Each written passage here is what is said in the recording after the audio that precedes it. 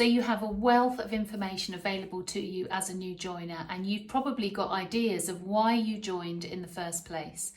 And I guess it can be a little bit paralyzing to think, well, where do I start? How do I begin to put this into a process where I get going? So advice for you is that you start with the people that you know, and you take some time to brainstorm everybody you know in as many areas of your life as possible, and try not to filter. Don't think geographical limitations, don't think whether you think people will buy or not. Just brainstorm the list onto a piece of paper, and you'll probably be really surprised at how many people you know. When you think you've brainstormed everybody onto a piece of paper, get your phone out and have a look through your contacts.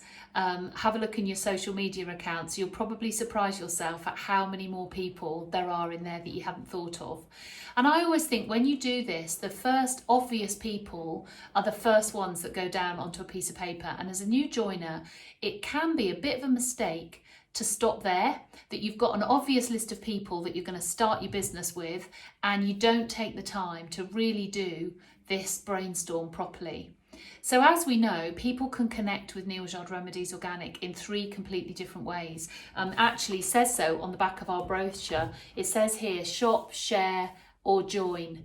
And right now, whether or not you've been a host before or a customer before, you've gone for the join option. You've gone for being a consultant. And that will be true of some of the people in your contact list. Some people are just better off being consultants. That's the option they would go for if they knew that they had 3 choices. Some people on your list won't necessarily see that the best fit for them is to be a consultant. They might decide to be a host and gather some people together for a social event that you'll be able to run with them. And some people will want to be customers and not go into the other 2 options. And some people on your contact list won't engage with your business at all, and that's completely fine. I think with a brand like Neal's Yard Remedies, the last thing we want to do is try and make people fit into our own agenda. The key thing is to look for what is the best fit for them so that they're in the right place and they're happy in your business. Now, I've been a consultant for a lot of years now, and to be honest, I don't mind where somebody fits. I don't mind if they join or they host and share it with other people, or they are customers. I just want them to be happy. My business is going to thrive when I've got all 3 of those options being covered. And actually it isn't about my business, it's about what is the best fit for the individual concerned. So what I'm going to do is show you with a bit of a beginning of this brainstorm. I've made a list on a piece of paper here of names of people that I know. And you can see along the bottom, I've written categories: friends, relatives, acquaintances, neighbours. Those are just people that live in my vicinity. And then people I know through the kids or colleagues in another job. What I've done on this list, you can see that there are people sort of dotted around on this piece of paper, and I've made it large so you can read it, but actually you'll probably be able to write much smaller and fit many more people on the list. So when you've done your brainstorm, how do you start filtering? Well, let's start with the option that you went for because you decided to join. Let's look for clues in the list of reasons why people join. And to be honest, there are so many reasons, and I've collected a few of them together over the last 11 years, and there are some pretty good standard reasons why people join. And the first one of those is flexible income. So actually what I'm going to do is look down my list of people that I've got here, and I'm just going to put a star next to people's names who I think could do with some flexible income.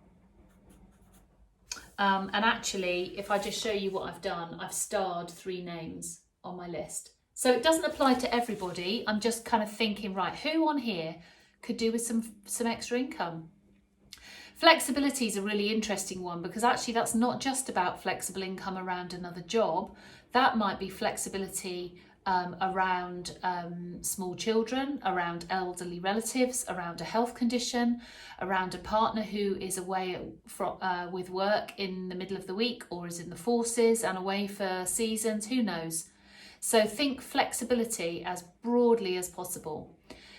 Okay, another reason why people join is personal growth. They might be a bit bored, they might want a fresh challenge, they might just love learning new things, and they'd be up for the adventure with you. So why not learn together?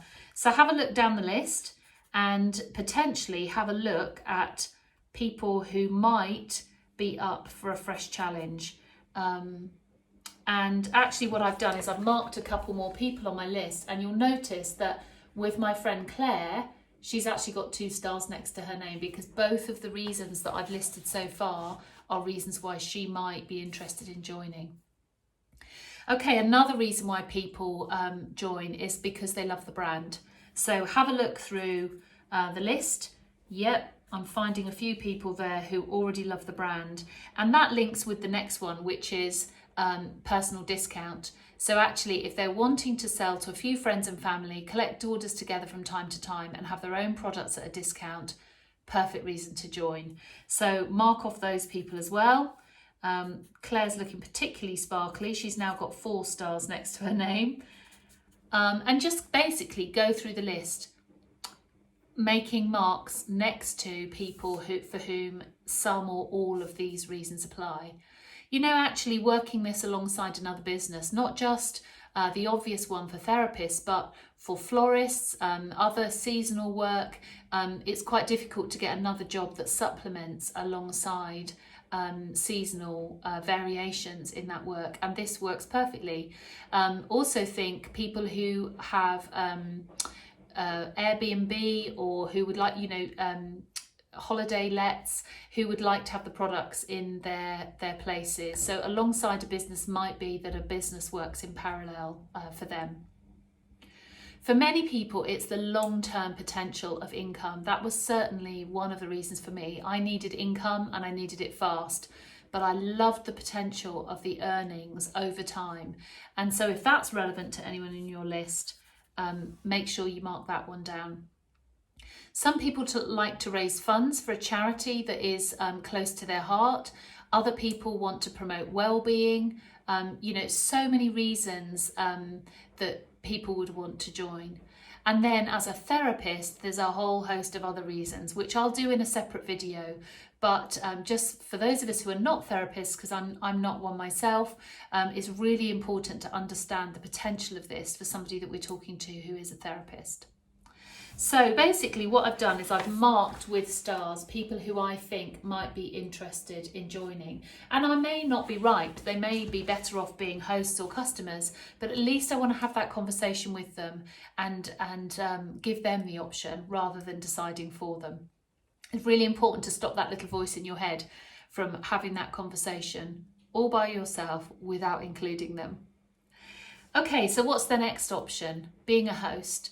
And that might be for the free and half price shopping that a host receives. It might be because of the host gifts and the free goodies as a thank you for being a host. It might be because they just love promoting well-being and they love Neil Shod Remedies, and they would like to let their friends know some of the information that they found themselves to be really helpful.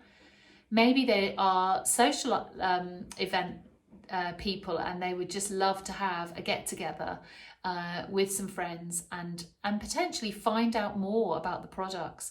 All sorts of reasons why people would host. And actually, when you're getting going, another key reason that we found that people will host is because you ask them to help you get going. So who on your list is a really good mate who you could ask and say, would you give me a hand to get going, and gather some people that I don't know who are outside my circle of contacts, so that I'm spreading my net nice and wide. So I've just circled 3 people on my list who I think, out of a list of about 12 names, might well be a host. So maybe just, put a ring around their name, something like that you would be able to spot them straight away. And when you're talking to them, you can mention why you thought of them. So if, for instance, my friend Sue, I think she'd just do it to help me out. So I'd say to her, how about getting some friends together that I don't know and just help me get going? Would that be something you'd like to do? And then actually there are several people on my list who I haven't put stars next to their name. I haven't circled them. They may well be people I invite to my first event just to see and to try the products and see what they think. But obviously I can include the people who I've put rings round as hosts, and I can include people who I've starred in my first couple of events. But actually, probably if those people are better off being hosts, I want to give them the chance to host their own and have all the host rewards for that. So I might not invite them to the first event, and those that want to join, I want to have a conversation and say, might this be something you'd like to do? They're going to come to whichever event you invite them to with a different filter, aren't they? They're going to be looking at whether this is something they'd like to join. And I think one of the common conversations I have with new joiners is about when is it a good time to start recruiting. A lot of people worry that they've only just got going and they don't know enough themselves. To be honest, that's the very best time, because you don't really know anything and they won't know anything. You'll already be a step ahead of them, and you can rub along together and find out together. My question is, if you wait, then when will that time ever come? When will you know enough? I'm 11 years into the business at this point of recording, and I'm learning things all the time. So actually, it's not about being perfect and knowing everything. All the support structures are there for you both to get going, and there are benefits for you to do that in your Success Start. So watch the video on Success Start to find out more about that. But trust me, now's the best time to get going. So basically, with my small list of people here, I've highlighted potential joiners, potential hosts, and potential customers. Now, I'm really up for that list changing and people surprising me. But if I can highlight 3 potential hosts and 5 potential joiners out of a list of 12 people, can you imagine if you do your list and you've got, I don't know, 100, 200 people that you know, how much potential business there is there? And at that point, you start to think, right, so how many bookings, how many of these social events do I want to have in my diary on a weekly or monthly basis? And in a different video, we'll talk about income potential and the averages that have worked out over a decade now in this company that will give you a bit of a benchmark to know what to expect, and you can make some decisions accordingly. But brainstorming your list is the first place to start. You don't have to do all those events and recruit all those people right now, but when things go into a little bit of a lull, you've got a list to come back to and reboot and re-energize your business. See you on another video.